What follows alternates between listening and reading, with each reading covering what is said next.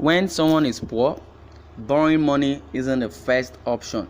Aisha tells the Senate president, well, popular female activist Aisha Yesufu has sent a message to the Senate President Ahmad Lawan after he said that Nigeria is poor and the only option is to borrow money. The Senate President had said yesterday that Nigeria is very poor and the only option available now for the country is to borrow monies to develop infrastructure in the country.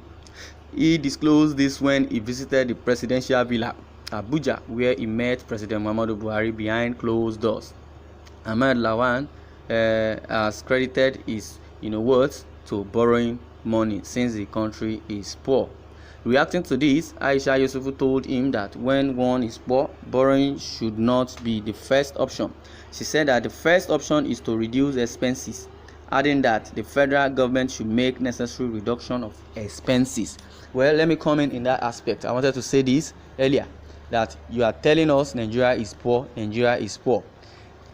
Individually, let me use it as, from the politicians to the senators, because I know they are all one. From Buhari down to the senator and the list of the politicians or the senators that are under APC as it is now. They are telling us the country is poor. Individually, one person is richer than the country. Why not lessen the burden or lessen the expenses? Buhari says he's going to London for medical trip. I know he's going to spend money. And eventually, if they now borrow that money, because they have been borrowing money, sharing it among themselves, what infrastructure has been laid down? What are the executing plan that has been laid down?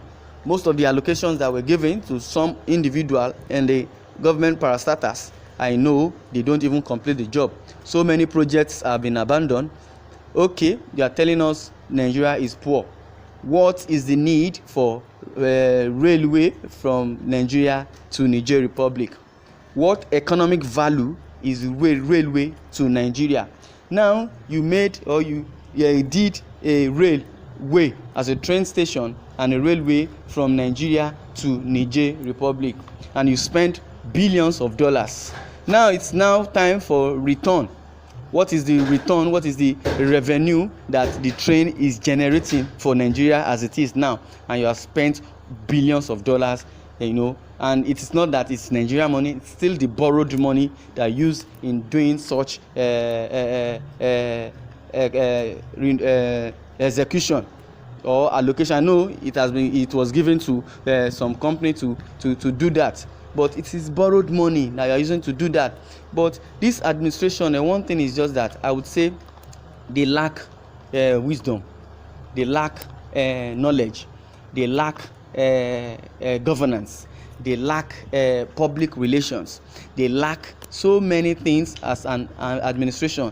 They lack administrative prowess, they lack I don't know which word to use for this administration, because now when an illiterate is leading the country, I believe those that are the subordinates, that are intellectual, will just be saying yes sir, yes sir. Whatever he says is what they will do, because he's an illiterate and he does not even have a sense of humor. He does not have a social and industrial economic plan in his agenda, because now what they now do is they borrow money, they share it among themselves.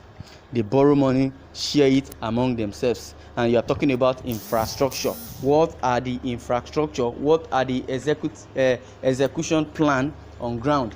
Most of these projects that you are even talking about, or most of the infrastructure you are talking about, we have not seen anything. You borrowed money to pay for arms. The arms will come, you divert the half of the arms to the Boko Haram, you divert half to the army or the soldiers that we have in Nigeria are not still able to conquer Boko Haram as it is since 2009. Okay, let's assume that Goodluck was there just to infiltrate or to destabilize his government. That's why those in the northern region or the northern agenda try to destabilize Goodluck administration through Boko Haram. They were petting their head, they were rubbing their minds, they were doing all sorts, praising the Boko Haram when they were destabilizing Goodluck's administration, for them to just, take Goodluck off the presidency. Now, Buhari came, said in less than 6 months, they will eradicate Boko Haram. It's over 6 years now. Nothing has been done.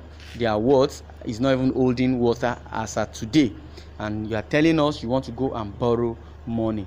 Reduce your expenses from the salaries of these so-called senators or politicians that are under either legislature or the executive or the judiciary. Reduce all their salaries, maybe by 2%. You gather off money for infrastructure.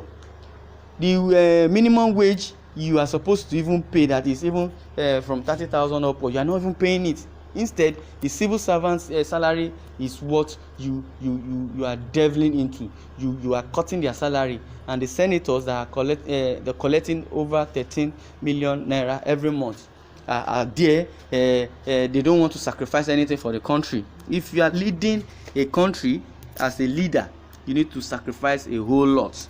So borrowing money is not even the option at all, because the ones you borrowed, you are yet to return. So Aisha Yesufu has taken to the headlines by saying someone should tell Senate President Lawan that when one is poor, borrowing is not the first option.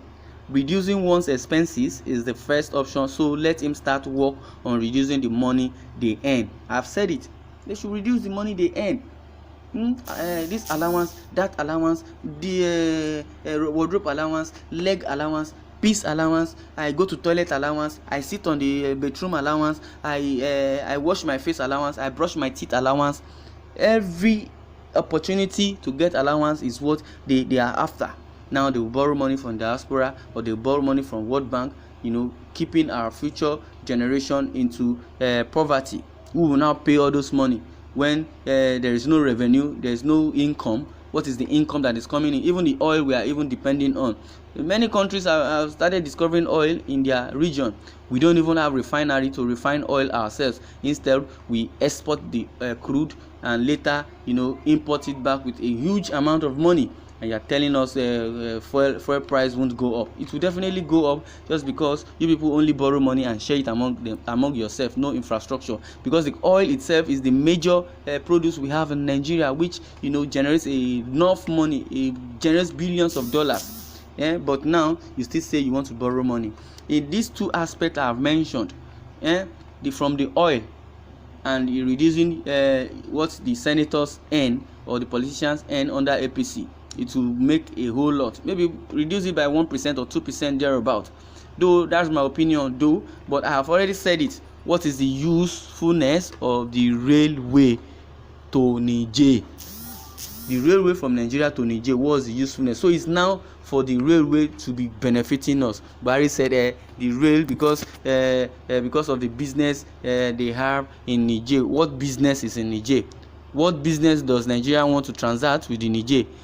The last time I could remember, when the amalgamation of food suppliers in the northern part said they were not going to supply food to the southern part just because of the ethnic problem or the killings all over the nation. They said they won't supply food. Well, it dawned on them when they took or carried their food stuff to Niger. It bounced back on them. Those ones said, what do they need your food for? The pepper, the tomato, the rice, the whatever. They too have it in their stock. They have it in abundance. So why you supply them? So the food item started perishing, because they are perishable goods. Started perishing. After 3 days they just call off the strike. They started sending their food products produce back to the south. Can you see that there is nothing in that Niger Republic that they build railway with billions of dollars? Well, I don't know. This country, I would like you to comment. Let's hear what you are going to say, and let's deliberate on this issue. And also, let's share this so that it will get to those people that are in office and that needs to hear this, because how they are managing Nigeria is not so palatable to anybody. Because if care is not taken, Nigeria will go bankrupt.